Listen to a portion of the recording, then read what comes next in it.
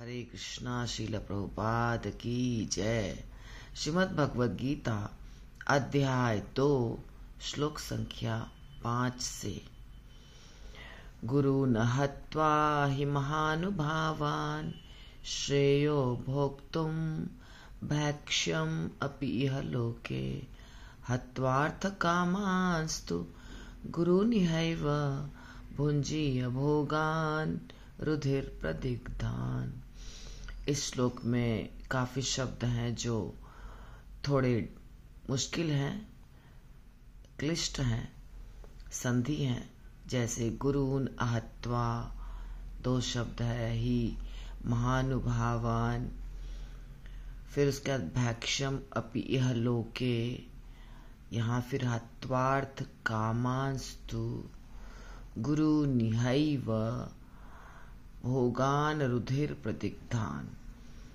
तो यदि आपको मुश्किल लगता है तो आप ऐसे पढ़ सकते हैं, गुरु न हत्वा ही महानुभावान श्रेय भोक्तुम भैक्ष्यम अपि इह लोके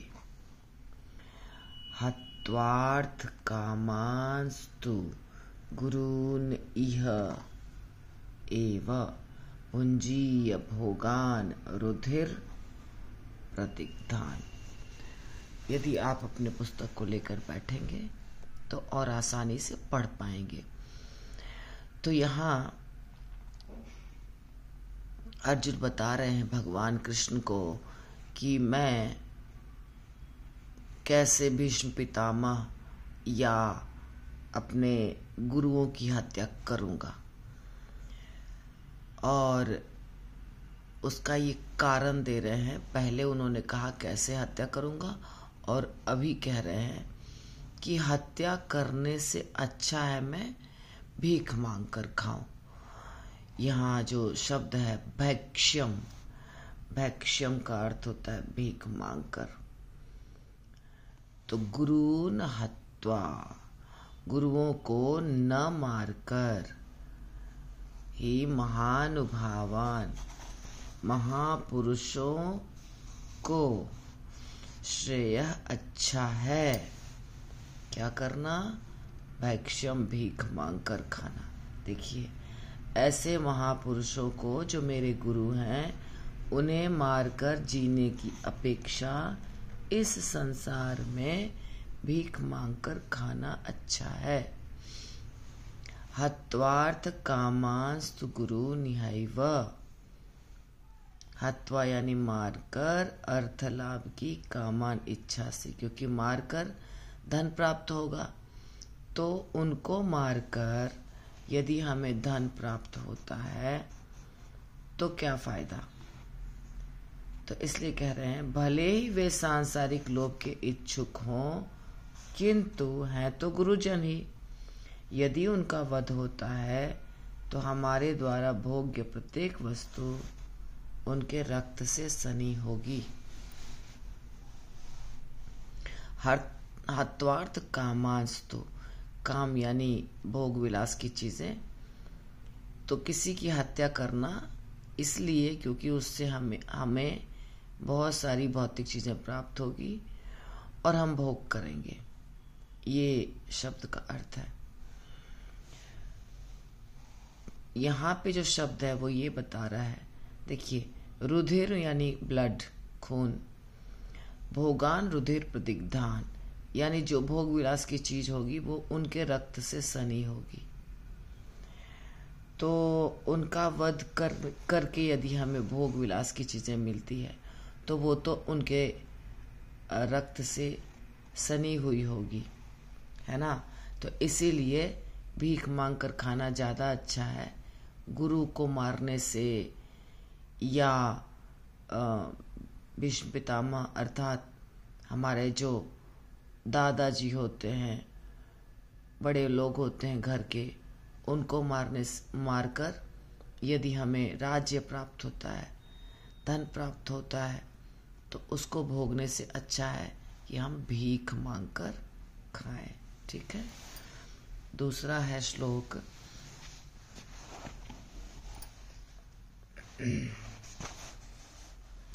यानी कि 6 नंबर श्लोक। न च एतत् विद्मः कतरन्नो गरियो यद्वा जयेम यदि वा नो जयेयुः यानेव हत्वा न जिजीविषाम स्तेव स्थिताः प्रमुखे धार्तराष्ट्राः। हम यह भी नहीं जानते हमारे लिए क्या अच्छा है, क्योंकि अर्जुन जो है वो सोच रहा है कि हम मारेंगे तो हमें अपने बड़े बुजुर्गों को मारना होगा, मारने के बाद धन प्राप्त होगा, फिर उस धन को हम भोगेंगे। तो अंदर से उसका मन जो है वो नहीं मान रहा है ऐसा कार्य करने को, और स्थिति पैदा हो गई है ऐसी कि युद्ध करना आवश्यक है। इसलिए अर्जुन भगवान कृष्ण को बोल रहे हैं कि क्या अच्छा है पता नहीं चल रहा है। उनको जीतना यानी उनको मार देना और राज्य प्राप्त कर लेना, ये हमारे लिए अच्छा है, या वो हमको मार दें और जीत जाएं वो अच्छा है, उनके द्वारा जीते जाना। फिर कहते हैं यदि धृतराष्ट्र के पुत्र हमें मार देते हैं, यदि धृतराष्ट्र के पुत्रों का हम वध कर देते हैं तो फिर हम क्यों जीवित रहें, हम क्यों जीवित रहें? क्योंकि वो तो हमारे रिश्तेदार हैं, उससे तो हमें कुछ लाभ नहीं होगा, अच्छा नहीं लगेगा हमें। तो प्रेम है अर्जुन को अपने खानदान के लोगों से, भाई भतीजा गुरु इत्यादि से प्रेम है। यदि वो मरते हैं तो अर्जुन को अच्छा नहीं लगेगा। इसलिए अर्जुन कह रहे हैं कि मुझे समझ में नहीं आ रहा है कि मैं क्या करूं, मैं हारूं या जीतूं। यदि मैं अस्त्र शस्त्र रख देता हूं तो वो हमारे ऊपर विजय प्राप्त कर लेंगे, तो वो ठीक है हमारे लिए, या मैं शस्त्र अस्त्र लेकर युद्ध करूं और उनको जीत जाऊं, उनको बंदी बना लूं या मार दूं, वो अच्छा रहेगा। तो अर्जुन इस तरह से कंफ्यूज स्थिति में है, दुविधा में है। इसलिए अब जो अगला श्लोक आएगा वो बहुत महत्वपूर्ण है। कार्पण्य दोषो उपहत स्वभाव पृच्छामि त्वाम धर्म सम्मूढ़ चेता यत् श्रेय स्यात् निश्चितम ब्रूहि तन्मे शिष्यस्ते हम शाधि माम त्वाम प्रपन्नम। इस श्लोक में अर्जुन भगवान के शिष्य बन रहे हैं, कह रहे हैं कि आप मुझे शिष्य बना लीजिए। शिष्यस्ते अहम शाधि माम त्वाम प्रपन्नम।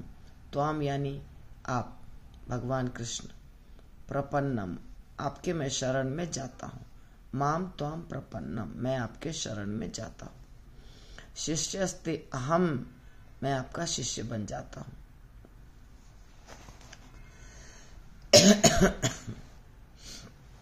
और कहते हैं शाधि, आप मुझे उपदेश दीजिए, जो मेरे लिए उचित है वो बताइए। यत् श्रेय हम, जो उचित है। स्यात् निश्चितम, ब्रूहि यानी बताइए, कहिए। तन में, आप मुझे वो बताइए जो मेरे लिए अच्छा है, क्योंकि कार्पण्य दोषो उपहत स्वभाव, क्योंकि मेरे अंदर कृपणता आ गई है, मेरा ज्ञान अभी नष्ट हो गया है, मुझे समझ में नहीं आ रहा है कि मैं क्या करूं, मैं दुर्बल हो गया हूं।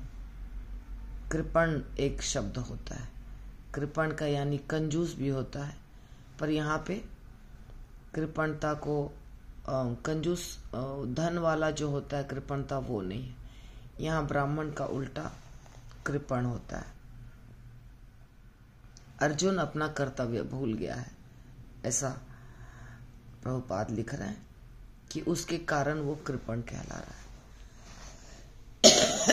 देखिए यहाँ पे अपना कर्तव्य भूल गया हूं, तो इसलिए अर्जुन बोल रहे हैं आप बताइए, आपको सारा ज्ञान है, मैं तो मोहग्रस्त हूं, धर्म सम्मूढ़ चेता, यानी मेरी चेतना जो है वो अभी कार्य नहीं कर रही है। सम्मूढ़ा यानी मैं अभी मोहग्रस्त हूं, तो इसलिए आपसे पूछ रहा हूं, पृच्छामि त्वाम, पृच्छामि यानी पूछ रहा हूं, त्वाम आपसे, कि मुझे क्या करना चाहिए, आप बताइए।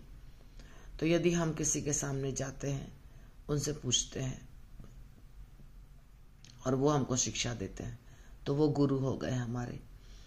इसलिए पहले ही अर्जुन कह रहे हैं कि मैं आपका शिष्य बनने के लिए तैयार हूं, आप मुझे ज्ञान दीजिए कि मैं क्या करूं, क्योंकि मुझे इन लोगों को जो हमारे सामने खड़े हैं उनको मारना भी पसंद नहीं है, अच्छा नहीं लग रहा है कि कैसे मारूं, और फिर यदि वो मुझे मार देंगे, हम लोगों को मार देंगे, तो वो भी ठीक नहीं रहेगा। इनको मार करके हम भोग भी नहीं कर सकते हैं, हम एंजॉय भी नहीं कर सकते। तो मैं पूरी तरह से मोहग्रस्त हूं, आप मुझे ज्ञान दीजिए। ये 7वां नंबर श्लोक है। तो अभी यहीं तक।